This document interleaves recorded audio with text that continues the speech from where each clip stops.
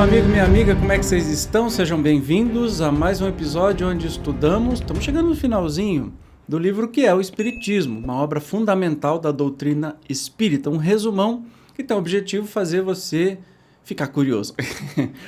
Hoje nós vamos falar sobre o homem depois da morte. Primeiro nós falamos sobre o homem na vida, agora é depois da morte, então vamos sem demora.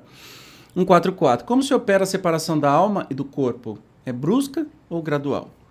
O desprendimento opera-se gradualmente com lentidão variável, segundo os indivíduos e as circunstâncias da morte. Aí, eu falo para você ver o final, e aqui no canal eu já estou estudando isso, o final do livro Céu e Inferno, que tem depoimentos de espíritos felizes, espíritos medianos, espíritos infelizes, sofredores, etc.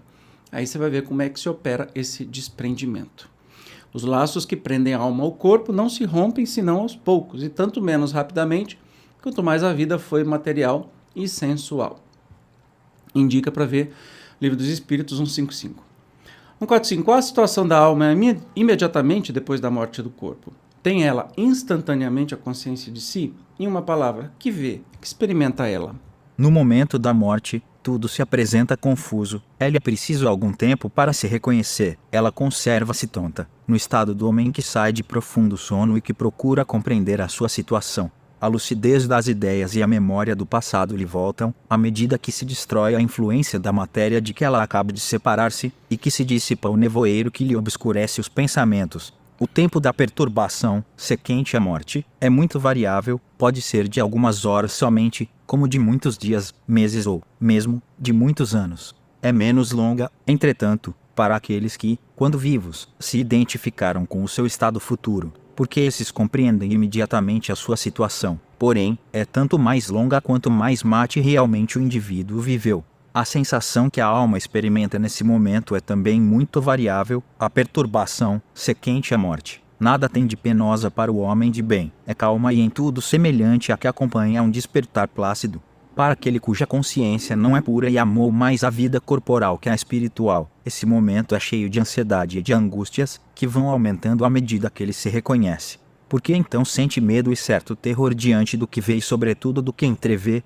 A sensação, a que podemos chamar física, é a de grande alívio e de imenso bem-estar, fica-se como que livre de um fardo, e o espírito sente-se feliz por não mais experimentar as dores corporais que o atormentavam alguns instantes antes. Sente-se livre, desembaraçado, como aquele a quem tirais em as cadeias que o prendiam. Em sua nova situação, a alma vê e ouve ainda outras coisas que escapam à grosseria dos órgãos corporais. Tem, então, sensações e percepções que nos são desconhecidas. Então, é muito relativo, tá? Para cada pessoa, depende do seu modo de vida na Terra. Se for mais materialista, é mais penoso. Se for menos evoluído, mais infeliz, com moral mais baixa, é mais sofrida.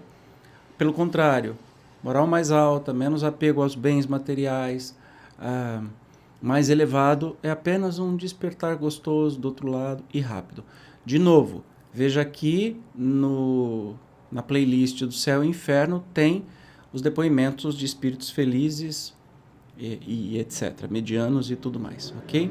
Ainda tem uma observação sobre essa pergunta. Estas respostas e todas as relativas à situação da alma depois da morte ou durante a vida não são o resultado de uma teoria ou de um sistema, mas de estudos diretos feitos sobre milhares de indivíduos, observados em todas as fases e períodos da sua existência espiritual, desde o mais baixo ao mais alto grau da escala, segundo seus hábitos durante a vida terrena, gênero de morte, etc. Muitas vezes disse, falando da vida futura, que não se sabe o que nela se passa, porque ninguém nos veio contar. É um erro, pois são precisamente os que nela já se acham, que, a respeito, nos vêm instruir, e Deus o permite hoje, mais que em nenhuma outra época, como último aviso à incredulidade e ao materialismo. Então, sim, os espíritos vieram contar o que acontece. Sim.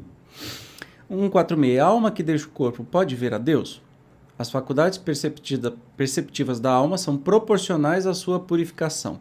Só as de escol, ou seja, as muito puras, podem gozar da presença de Deus. Então não é tão simples quanto se imagina, morreu, vira anjinho. Morreu, você continua sendo a mesma pessoa.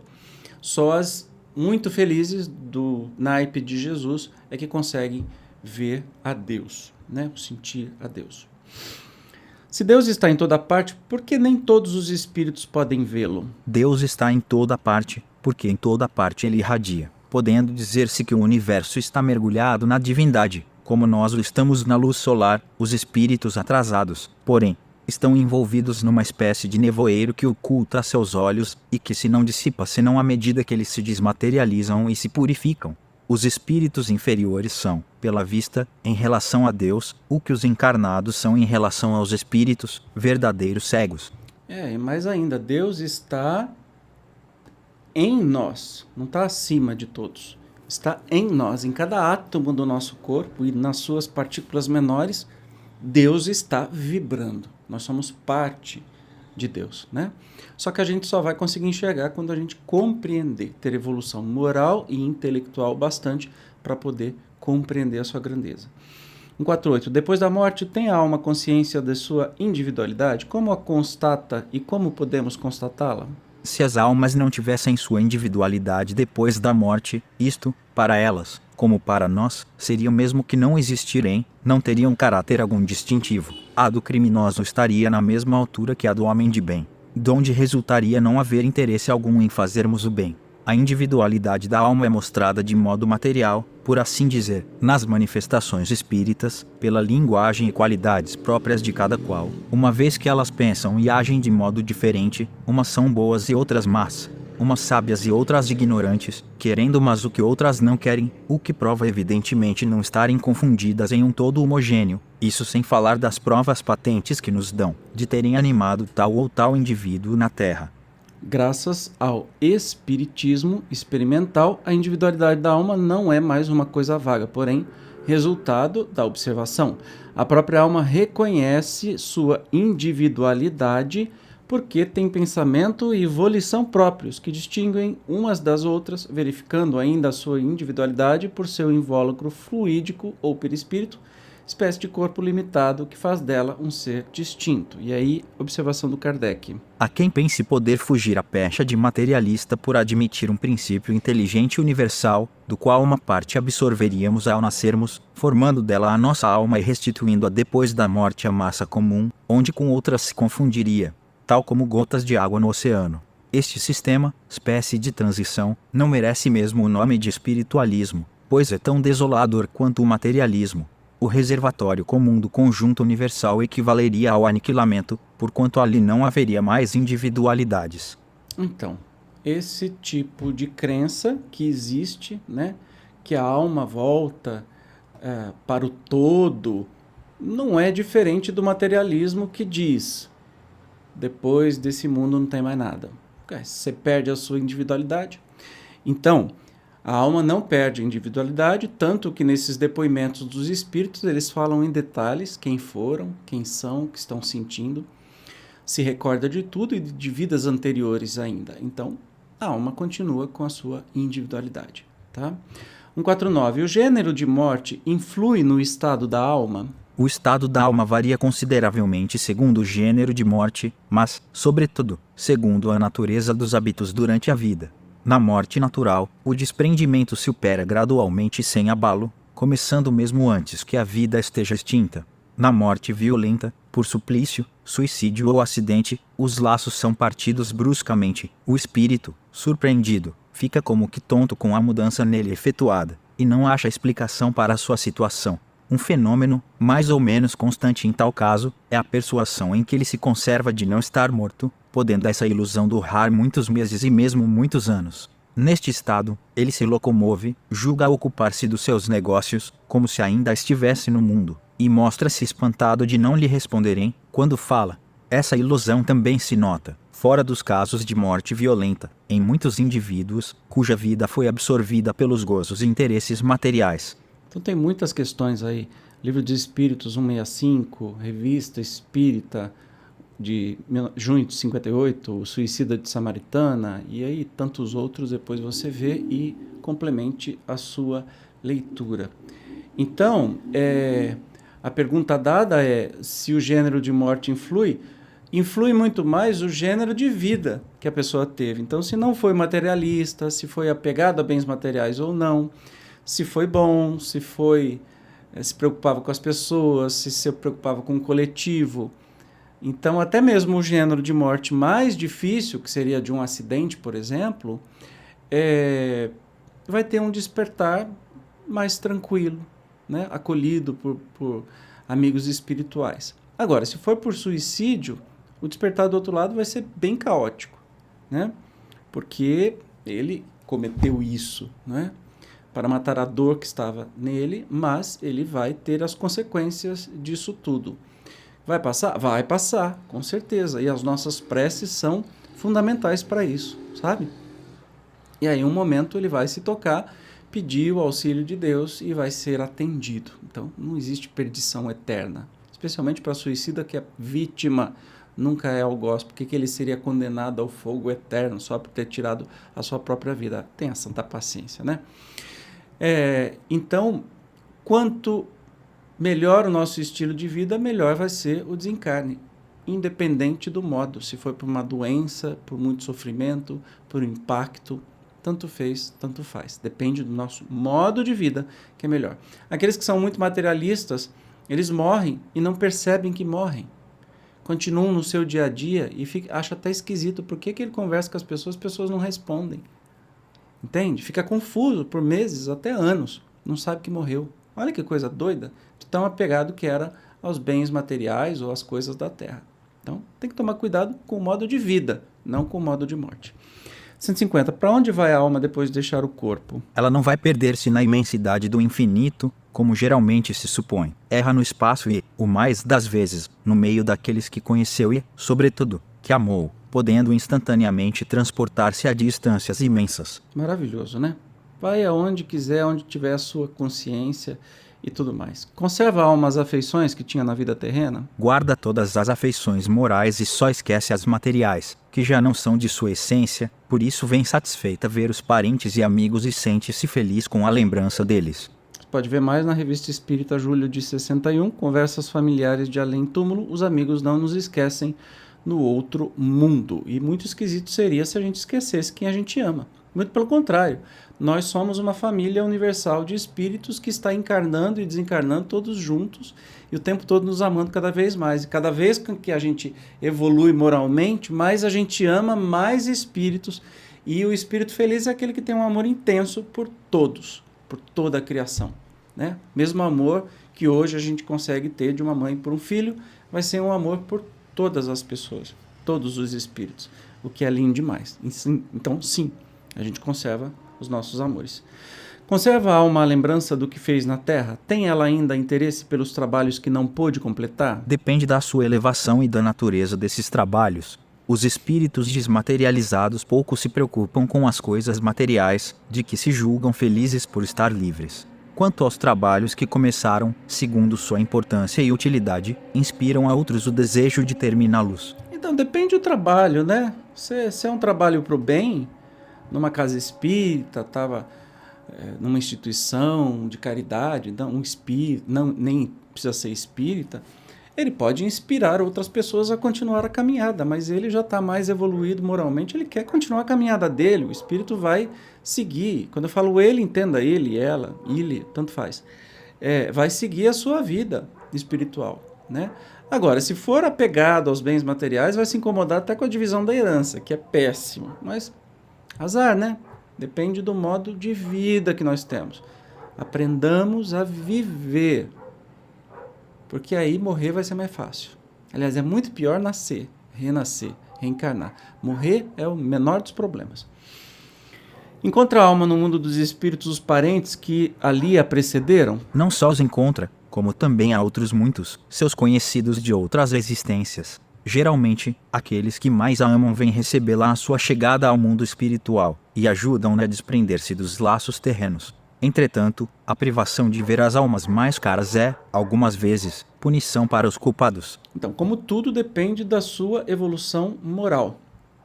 Você pode ser recebido por uma festa dos seus parentes e amigos dessa vida ou de outras vidas anteriores, ou você pode continuar num breu Como ficou André Luiz, por exemplo, no caso lá do nosso lar, que ele ficou completamente esquecido. Na verdade, ele é que tinha os sentimentos que precisavam ser corrigidos. E quando ele lembrou de Deus, foi imediatamente atendido. E aí foi atendido por espíritos amigos e ele começou a rever a família, etc. e tal. Então depende da vida que a gente tem. Se a gente tiver uma vida mediana, uma vida boa, mas mediana, ninguém aqui é super bom, só alguns poucos missionários, né? Com certeza a gente vai ser acolhido, recebido pelos nossos entes queridos, nossos amores, vão estar lá para nos ajudar até a largar para trás a vestimenta velha que é o nosso corpo físico. Qual, na outra vida, o estado intelectual e moral da alma da criança morta em tenra idade? Suas faculdades conservam-se na infância como durante a vida? O incompleto desenvolvimento dos órgãos da criança não dava ao espírito a liberdade de se manifestar completamente, livre desse invólucro. Suas faculdades são o que eram antes da sua encarnação. O espírito, não tendo feito mais que passar alguns instantes na vida, não sofre modificação nas faculdades. Olha que interessante, nas comunicações espíritas, o espírito de um menino pode, pois, falar como adulto, porque pode ser espírito adiantado. Lembra, a infância é um período físico e não da alma. E Kardec continua. E, algumas vezes, adota a linguagem infantil, é para não tirar à mãe o encanto que sempre está ligado à afeição de um ente frágil, delicado e adornado com as graças da inocência. Ver Revista Espírita, janeiro de 1858. Mãe, estou aqui. Podendo a mesma questão ser formulada acerca do estado intelectual da alma dos imbecis, idiotas e loucos depois da morte, encontra-se a solução no que precede. Então pode ter comunicação de crianças? Quer dizer que aquele espírito continua uma criança? Não. Pode ser que ele está adotando aquele tipo de comunicação para não desencantar a mãe, porque vai ser muito estranho a mãe receber uma comunicação do seu filho falando como adulto, ela nem vai reconhecer o seu filho. Então, por essa razão, ele pode dar comunicação. Mas o espírito não é mais criança. Porque ele não era criança antes de ser espírito, depois de desencarnar, ele torna, aos poucos, o seu formato natural de perispírito de um espírito adulto. Tá? Que diferença há depois da morte entre a alma do sábio e a do ignorante, entre a do selvagem e a do homem civilizado? A mesma, pouco mais ou menos, que existia entre elas durante a vida. Porque a entrada no mundo dos espíritos não dá à alma todos os conhecimentos que lhe faltavam na terra. Então, não tem, né? A diferença é praticamente a mesma, porque depende do espírito. Só se ele foi um espírito que habitou um espírito muito evoluído, que habitou um corpo cheio de limitações, né? Que não podia nem se falar, comunicar. Como o espírito, essas faculdades voltam naturalmente, tá? Mas geralmente é o mesmo nível. Progridem as almas intelectualmente depois que morrem? Progridem mais ou menos, segundo sua vontade, e algumas se adiantam muito, porém, têm necessidade de pôr em prática, durante a vida corporal, o que adquiriram em ciência e moralidade. As que ficaram estacionárias, recomeçam uma existência análoga que deixaram, as que progrediram, alcançam uma encarnação de ordem mais elevada. Sendo o progresso proporcionado à vontade do espírito, há muitos que, por longo tempo, conservam os gostos e as inclinações que tinham durante a vida, e prosseguem nas mesmas ideias. Então, percebe que é tudo no livre-arbítrio? A gente pode evoluir depois que morre? É só encarnado? Não, a gente pode evoluir, pode estudar, pode melhorar.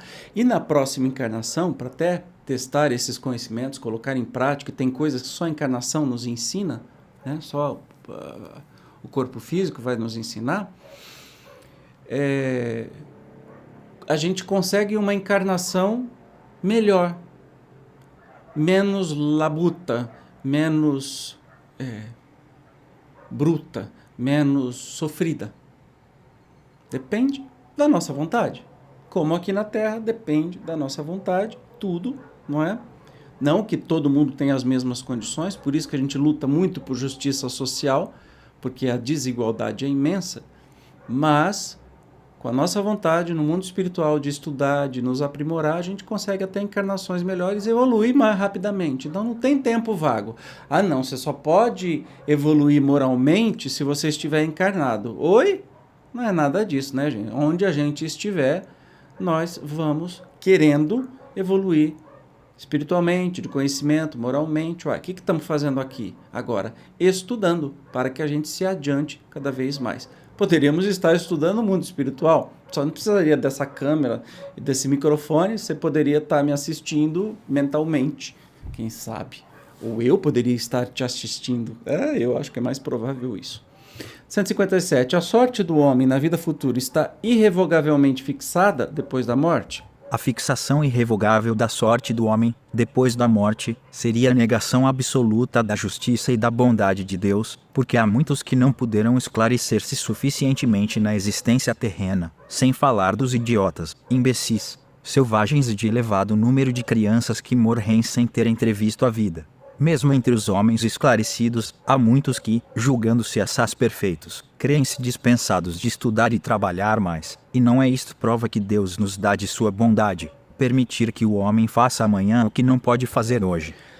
Ele está falando, entre outras coisas, sobre irrevogavelmente você vai para o céu, vai para o inferno, você não pode mais evoluir depois da morte. Claro que pode, está muito mais respondido. Ele continua ainda. Se a sorte é irrevogavelmente fixada, porque morrem os homens em idades diferentes, e porque, em sua justiça, não concede Deus a todos o tempo de produzir a maior soma de bem e reparar o mal que fizeram, quem sabe se o criminoso que morre aos 30 anos não se teria tornado um homem de bem, se vivesse até os 60? Porque Deus lhe tira assim os meios que concede a outros. Só o fato da diversidade das durações de vida e do estado moral da grande maioria dos homens prova a impossibilidade, admitida à justiça divina, de ser a sorte da alma irrevogavelmente fixada depois da morte. Mais claro, impossível, né? Eu acho que eu não preciso nem fazer nenhuma observação aqui. Estamos sempre livres para melhorarmos, nos melhorarmos, na vida ou na verdadeira vida, antes ou depois da morte.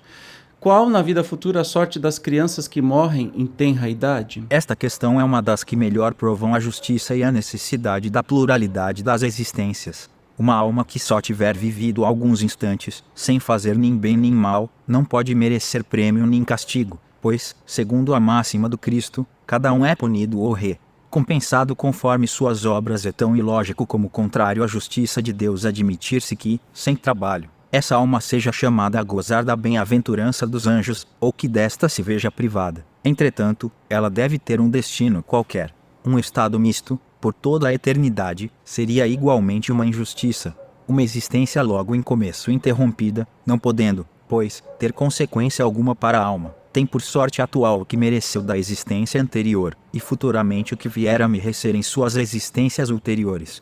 Então, uma criança que não deu tempo de fazer nem o bem nem o mal e morre, não vai nem para o céu virar anjinho, nem vai ficar no purgatório para sempre, que nem nos fazia acreditar a Igreja Católica. Simplesmente, essa criança está cumprindo alguma consequência do que fez anteriormente, ou veio em missão para ensinar alguma coisa para os pais e terá sua caminhada continuada, sem julgamento, entende? Tranquilo assim. Tem as almas ocupações na outra vida? Pensam elas em outra coisa a não ser suas alegrias e sofrimentos? Se as almas não fizessem mais que tratar de si durante a eternidade, seria egoísmo, e Deus, que condena essa falta na vida corporal, não poderia aprová-la na espiritual. As almas, ou espíritos, têm ocupações em relação com o seu grau de adiantamento, ao mesmo tempo que procuram instruir-se e melhorar-se. Então, mais uma coisa que reforça aquele negócio do céu, que você fica à toa vendo o anjinho tocando harpa, pensando na morte da bezerra. Tenha santa paciência, isso não seria um céu, seria um inferno. As almas têm ocupações, você vai continuar fazendo o que você faz, você vai estudar, você vai ajudar, você vai fazer o que quiser. Não vai ficar na vadiagem. Até mesmo porque você não vai sentir mais dor, mais fome, mais sede, mais frio, mais nada, né? Claro, depende do seu grau de evolução, mas geralmente não vai sentir mais nada e vai querer se ocupar com alguma coisa produtiva que te dê prazer, assim como a gente é no mundo. Quando a gente trabalha por prazer, é isso que a gente vai fazer. Trabalha porque quer, não porque precisa. Ah, mas e se eu quiser ficar descansando 8 séculos? Eu posso. Eu sou livre, eu posso. E nenhum mal vai me acontecer. Entende? Olha que maravilhoso que é. 160. Em que constituem os sofrimentos da alma depois da morte? Irão as almas criminosas ser torturadas em chamas materiais? Ai, que coisa besta. A Igreja reconhece perfeitamente hoje que o fogo do inferno é todo moral e não material. Porém, não define a natureza dos sofrimentos. As comunicações espíritas colocam os sofrimentos sob os nossos olhos e por esse meio podemos apreciá-los e convencer-nos de que, apesar de não serem o resultado de um fogo material, que efetivamente não poderia queimar almas imateriais, eles nem por isso deixam de ser mais terríveis em certos casos. Essas penas não são uniformes, variam infinitamente, segundo a natureza e o grau das faltas cometidas, sendo quase sempre essas mesmas faltas um instrumento do seu castigo. É assim que certos assassinos são obrigados a conservarem-se no próprio lugar do crime e a contemplar suas vítimas incessantemente, que o homem de gostos sensuais e materiais conserva esses pendores juntamente com a impossibilidade de satisfazê-los, o que lhe é uma tortura. Que certos avarentos julgam sofrer o frio e as privações que suportaram na vida por sua avareza. Outros se conservam junto aos tesouros que enterraram, em transes perpétuos, com medo que os roubem. Em uma palavra, não há um defeito, uma imperfeição moral, um ato mau, que não tenha, no mundo espiritual, seu reverso e suas consequências naturais, e, para isso, não há necessidade de um lugar determinado e circunscrito. Onde quer que se ache o espírito perverso, o inferno estará com ele. Além dos sofrimentos espirituais, há as penas e provas materiais que o espírito, se não está depurado, experimenta numa nova encarnação, na qual é colocado em condições de sofrer o que fez a outrem sofrer, de ser humilhado, se foi orgulhoso, miserável, se avarento, infeliz com seus filhos, se foi mau filho, etc. Como dissemos, a terra é um dos lugares de exílio e de expiação, um purgatório, para os espíritos dessa natureza, do qual cada um se pode libertar, melhorando-se suficientemente para merecer habitação em mundo melhor. Entendeu? Então, assim, causa e efeito, né? Consequência dos nossos atos, a gente vai ter que encarar isso de frente e sofrer as consequências dos nossos atos. Chame isso de castigo ou não, eu chamo de aprendizado. Somente assim a gente vai aprender. Nós vamos sofrer na pele aquilo que a gente fez o outro sofrer. Tem modo melhor de aprender? Tem. Se você amar outras pessoas ou outros espíritos e agir para atenuar o sofrimento destes, aí você vai estar pagando a sua dívida. Entende? O amor cobre uma multidão de erros, como Paulo dizia. A prece será útil às almas sofredoras? Olha que interessante. Todos os bons espíritos a recomendam e os imperfeitos a pedem, como meio de aliviar os seus sofrimentos. A alma, por quem se pede, experimenta um consolo, porque vê na prece um testemunho de interesse, e o infeliz é sempre consolado, quando encontra pessoas que compartilhem de suas dores. De outro lado, pela prece o exortamos ao arrependimento e ao desejo de fazer o necessário para ser feliz. É neste sentido que se pode abreviar-lhe as penas, quando ele, de seu lado, o favorece com a sua boa vontade. Então, sim, a prece aos espíritos amigos, que foram até espíritos que você não conhece, sempre é maravilhosa. Especialmente para os sofredores, os mais ignorantes, infelizes ou até mesmo suicidas. A prece é um bálsamo. Ele te vê na hora, sente o seu coração. Mas a prece verdadeira, não aquela ficar recitando o Pai Nosso, Ave Maria, essas coisas recitadas. Não precisa ser recitado. É de coração. Pensar na pessoa, pensar coisas boas, pedir a Deus por essa pessoa, sabe? Isso é maravilhoso. Então a gente tem que fazer. E não precisa acender vela. Nem pegar um rosário, muito menos ir num cemitério para rezar para a pessoa, queimar uma vela ou botar uma flor. O que interessa é o seu pensamento bondoso para essa pessoa. Entende? Não é as coisas materiais e simbolismos. Tanto fez, tanto faz. Essa pessoa vai receber o bem do seu coração, mesmo que você esteja rezando no escuro sozinho à noite. Tá? Fica a dica. Em que consistem os gozos das almas felizes? Passam elas a eternidade em contemplação? Ai, que coisa chata que seria isso, né? A justiça quer que a recompensa seja proporcional ao mérito, como a punição à gravidade da falta.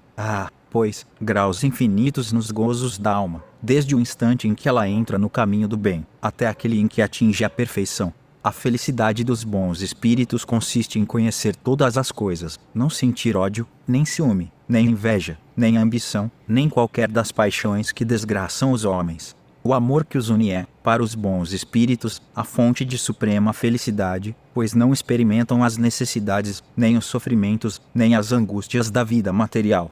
O estado de contemplação perpétua seria uma felicidade estúpida e monótona. Seria a aventura do egoísta, uma existência interminavelmente inútil. A vida espiritual é, ao contrário, de uma atividade incessante pelas missões que os espíritos recebem do Ser Supremo, de serem seus agentes no governo do universo, missões essas proporcionadas ao seu adiantamento, e cujo desempenho os torna felizes, porque lhes fornece ocasiões de serem úteis e de fazerem o bem. E Kardec observa aqui, convidamos os adversários do Espiritismo e os que não admitem a reencarnação a darem, dos problemas acima apresentados, uma solução mais lógica por outro princípio qualquer que não seja o da pluralidade das existências. Ai! Pá! Levamos uma bofetada de Kardec. Então apresenta aí alguma coisa mais lógica e mais consoladora do que isso, né? Se você não admite que houve outras encarnações. Legal, né? Muito bom! Estamos chegando ao final do livro, da publicação. Então, o próximo eu vou fazer uma nota explicativa, ler uma nota explicativa que tem, chegando ao final do nosso estudo. Foi muito rápido, mas olha, eu vou começar um outro estudo e aqui no canal você encontra um monte. Mas eu te espero pro próximo, tá? Ainda não acabou. Até lá, eu te espero. Tchau.